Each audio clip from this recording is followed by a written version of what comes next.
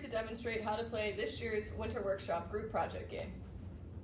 To do initial setup, you'll have your board with the routes, your resource cards, your individual goal cards, and route cards for your team. You'll draw 3 route cards from the stack and put them near the board for everyone to see. Then, each player will get an individual goal. Some of these goals have to do with the number of routes, the type of routes, and multimodal routes, which we'll get to later. One person will be the banker. That person will have the tracking sheet. To start the round, each player will roll their die to determine the number of resources they have for the round. I rolled a 5, so I will draw 5. I got a 2. I will take 2. Not 6. I rolled a 4. Rolled a 5.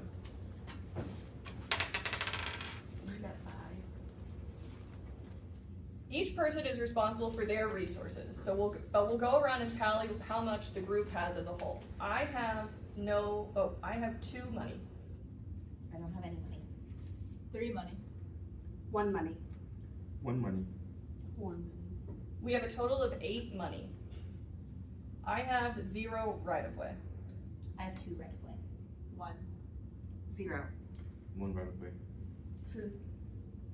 We have 6 right-of-way. I have 3 public support. I don't have any. 1. 2. 0. 2. For 8, and then I have 0 carbon offset. I have 0 carbon offset. 1. 1. 3. 0. Okay, so as a team, we have 8 cash, 6 right-of-way, 8 public support, and 5 carbon offset. Using these resources, we can pick between 3 modes of transportation. For pedestrian and bicycles, we would need 1 cash, 1 right-of-way, and 2 public support per block on each segment. For passenger vehicle, we would need 1 cash, 2 carbon offset, 1 right-of-way, and 0 public support per block. And for rail, we would need 1 cash, 1 carbon offset, 1 right-of-way, and 1 public support per block. Once the resources are figured out, we as a team will weigh our options between our individual goal cards as well as our routes in order to make a decision on what to do. After negotiations, our team decided to start on our route from Silver Lake to Savannah by building a 3-block rail segment from Silver Lake to Albany. Once your team has finished building for the round, or the round has ended, you'll count points in this way. For each block your team built, you get 1 point. So we did 3 for a total of 3 points. We did not complete any routes, but if we had, we would take the number of points per route and add it to our score. You'll then, as a team, ask how many points each person completed from their individual goals. So I did my goal and I had 1 point. I completed mine for 4. So we have a total of 5. Our team total for this round is 8 points. To transition from one round to the next, you'll do the following steps. If your team completed a route card, you'll draw a new route card to always have 3 at the bottom.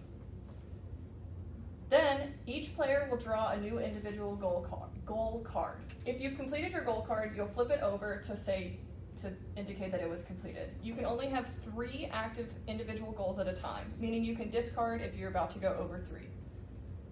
We will then discard our resource cards that were used. If you run out of resource cards in your draw pile, you'll just shuffle your discard pile to start a new stack. And finally, the banker will transition to the next player. Some individual goal cards will prompt you to make a multimodal route. A multimodal route will happen when you add an additional mode of transportation next to the initial one. For this route, we had a purple, which indicates rail for this round.